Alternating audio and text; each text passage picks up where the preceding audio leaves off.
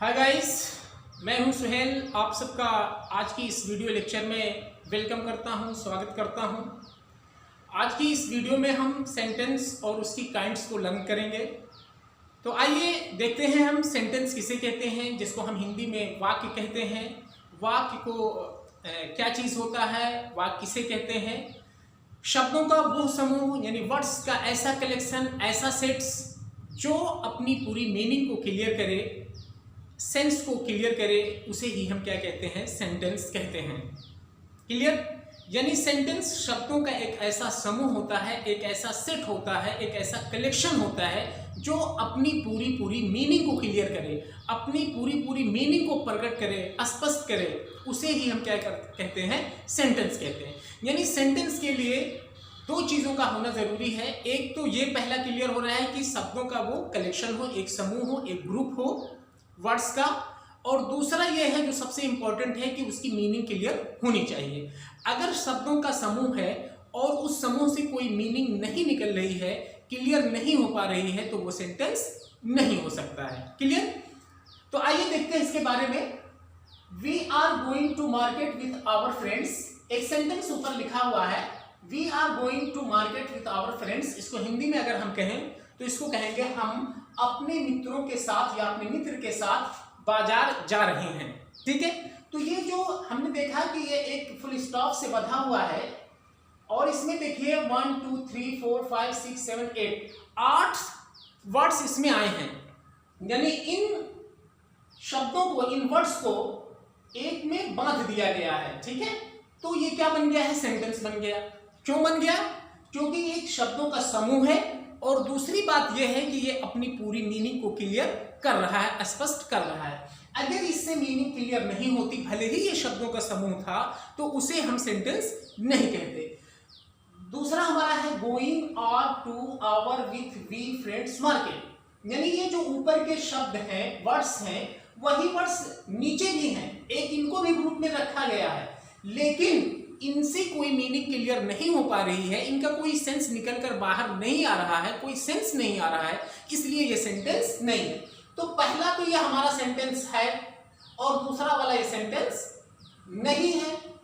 यानी दोनों हमारे क्या हैं, शब्दों के समूह हैं, लेकिन पहले वाले से शब्दों के समूह के साथ साथ मीनिंग भी निकल कर आ रही है, इसलिए ये सेंटेंस है। ये शब्दों का समूह है, वर्ड्स का एक सेट है, एक कलेक्शन है, लेकिन इससे कोई मीनिंग क्लियर नहीं हो पा रही है, जिससे इसे हम सेंटेंस नहीं कहेंगे। तो ये बात तो क्लियर हो गई कि सेंटेंस क्या है। इसके लिए दो शब्द हैं, एक तो शब्दों का समूह हो, और दूसरी शर्त यह है कि उससे पूरी मीनिंग क्लियर हो रही हो, निकल कर आ रही हो, सेंस उसका निकल रहा हो, तो उसे हम क्या कहते हैं, सेंटेंस कहते हैं। अगर उसमें से कोई भी मीनिंग क्लियर होने वाली अगर शर्त नहीं निकलती है, तो उसे हम सेंटेंस नहीं कहेंगे।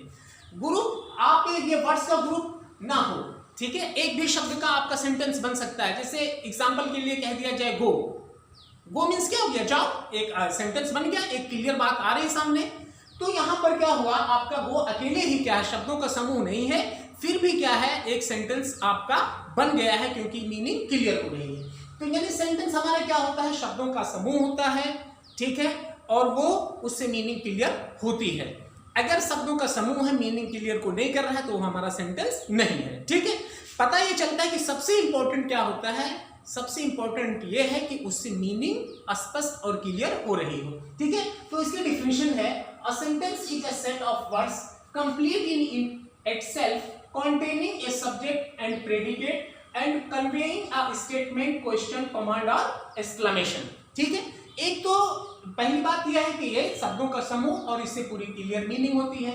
इसमें सब्जेक्ट भी होते हैं और प्रेडिकेट भी होते हैं, साथ ही साथ ये कन्वे करते हैं क्या, कोई स्टेटमेंट होता है, क्वेश्चन होता है, कमांड होता है, या एक्सक्लेमेशन होता है, ये इसको कन्वे भी करते हैं। ठीक है? तो ये आपकी हो गई डिफिनेशन। सेंटेंस को आप यूं समझ लें, जैसे ये हमारी पूरी बॉडी है, एक शरीर है, ये शरीर जो हमारा बना है, तमाम तरह के या different parts of body organ से जो है ये हमारा शरीर बना हुआ, बॉडी बनी हुई है, जिसमें आप सिर से लेकर पैर तक जाएं तो तमाम पार्ट्स हमारे शरीर में पाए जाते हैं। क्लियर है ना? तो यानी जब इन्हीं पार्ट्स को इकट्ठा किया गया, सिस्टम से रखा गया है, तो ये क्या बन गया है, एक शरीर बन गया है। तो ठीक उसी तरह से वर्ड्स को भी जब सिस्टमेटिक ढंग से उनके प्लेस पर हम उनको रखेंगे तो उनसे सेंस निकलेगा, मीनिंग निकलेगी, और जब जाकर वो क्या करेंगे, मीनिंग को देंगे और सेंटेंस कहलाएंगे। एग्जाम्पल के लिए आप यूँ को, ये हमारा शरीर है, हमारी आंखें देखती हैं, इसमें रोशनी है, क्यों है, इसलिए है क्योंकि इसको जो जगह इस शरीर में मिलनी चाहिए थी उस जगह पे ये सेट है, इसलिए इससे क्या है, रोशनी मिल रही है। अगर इसको ऑपरेट करके अलग कर दिया जाए, इसको नाक में या यहाँ कहीं पे इसको डॉक्टर सेट कर दे, तो क्या इससे दिखाई देगा, नहीं दिखाई देगा। पता ये चलता है कि शब्दों को सेंटेंस के अंदर उसका उचित या प्रॉपर स्थान मिलना चाहिए। अगर उसको प्रॉपर प्लेस नहीं मिला है तो वो अपनी मीनिंग को क्लियर नहीं करते हैं। क्लियर है कि नहीं है? तो वर्ड्स को जो है सेंटेंस के अंदर उसको उसके प्लेस पे रखना कंपलसरी है, अनिवार्य है। अगर ऐसा है तभी वो सेंस को निकालेंगे, मीनिंग को देंगे, अदरवाइज उनसे कोई मीनिंग नहीं निकलेगी। क्लियर है ना? ठीक है।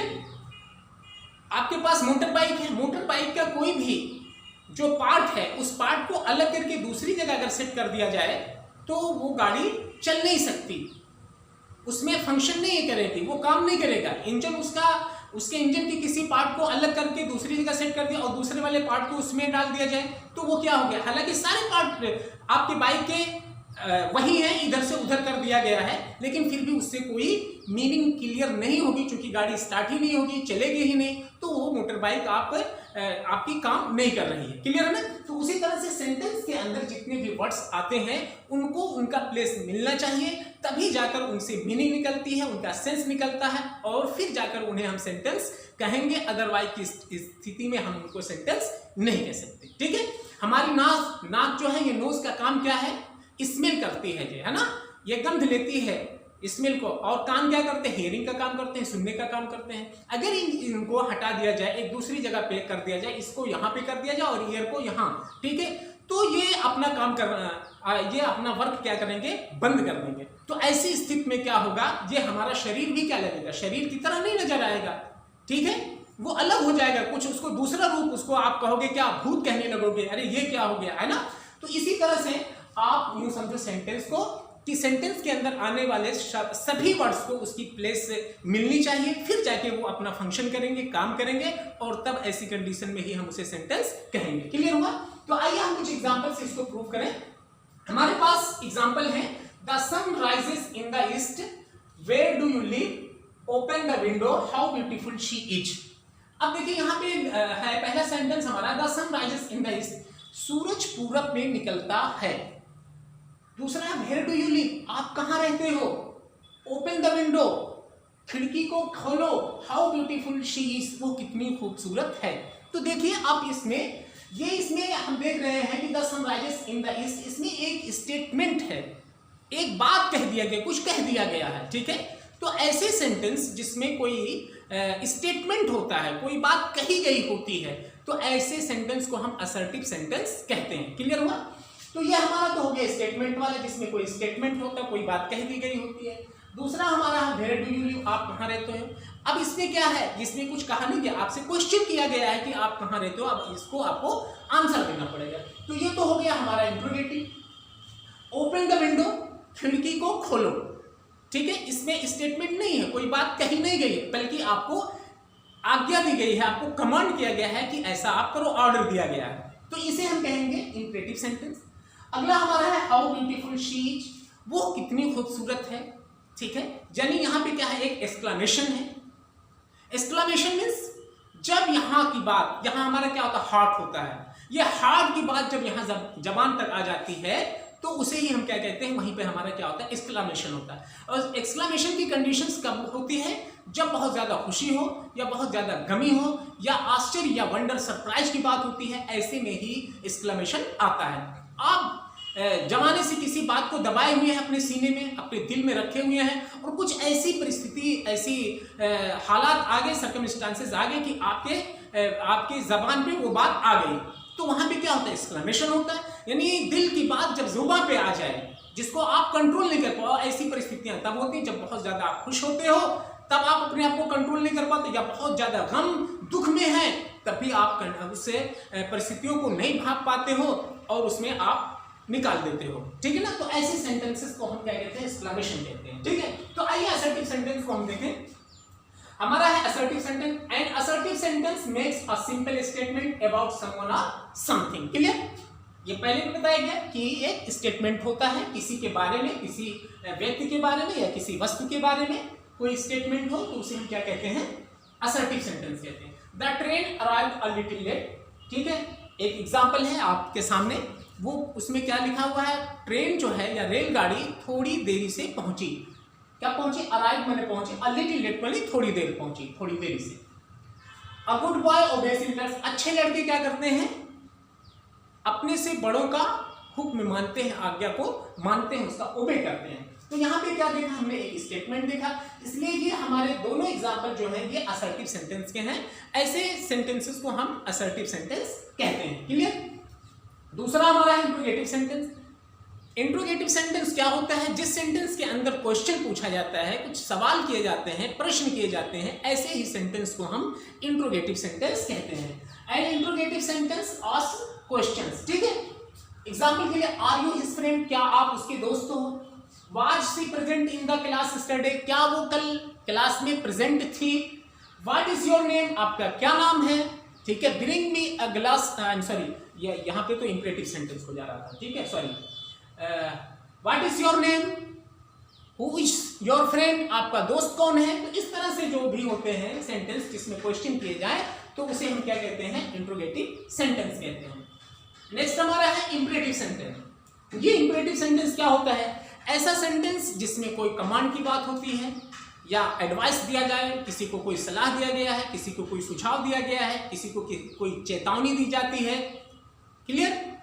और किसी से कोई प्रार्थना की जाती है, यानी रिक्वेस्ट की बात है, ठीक है, एडवाइस की बात है, सजेशन की बात है या ऑर्डर की बात है। तो इस तरह की बातें अगर किसी भी सेंटेंस के अंदर आती हैं तो उसे ही हम क्या कहते हैं, इंपरेटिव सेंटेंस कहते हैं। क्लियर?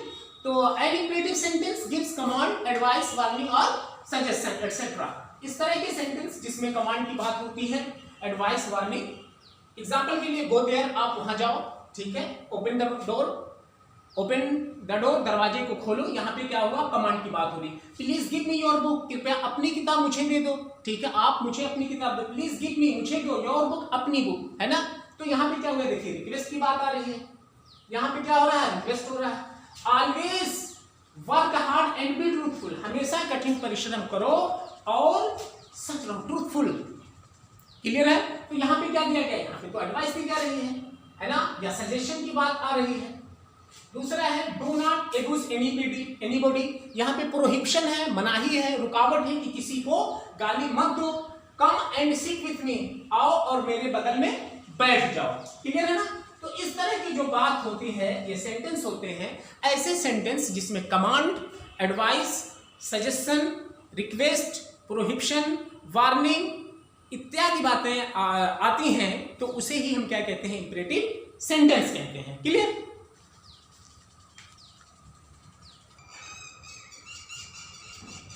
नेक्स्ट सेंटेंस हमारा है एक्सक्लेमेटरी सेंटेंस। एक्सक्लेमेटरी सेंटेंस क्या होता है, आइए इसको देखते हैं। एक्सक्लेमेटरी सेंटेंस जिसमें स्ट्रॉन्ग फीलिंग का एक्सप्रेशन होता है, यानी जिसमें फीलिंग्स को एक्सप्रेस किया जाता है स्ट्रांगली, उसे ही हम क्या कहते हैं, एक्सक्लेमेटरी सेंटेंस कहते हैं। क्लियर? और इसमें एक्सक्लेमेशन का ये जो निशान होता है, जो साइन होती है, वो सभी सेंटेंसेस में आपको मिलेगा। क्लियर? इसमें हाउ और व्हाट जैसे सेंटेंस का इस्तेमाल होता रहता है। और इस सेंटेंस के अंदर आपको क्या कहते हैं, ये जो स्ट्रॉन्ग फीलिंग्स होती है वो क्रिएट होती है कैसे, या तो बहुत ज़्यादा आप हैप्पी हो, ग्लैड हो, या बहुत सॉरोफुल मूड में हो, या इसके अलावा आप सरप्राइज हो, वंडर है, तब जाकर ऐसे सेंस की नौबत आती है। क्लियर है ना। तो पहला हमारा सेंटेंस है, how beautiful this house is. आप बड़े आश्चर्य से कहे हैं इस मकान को देखने के बाद कि ये मकान जो है बड़ा खूबसूरत है, ठीक है।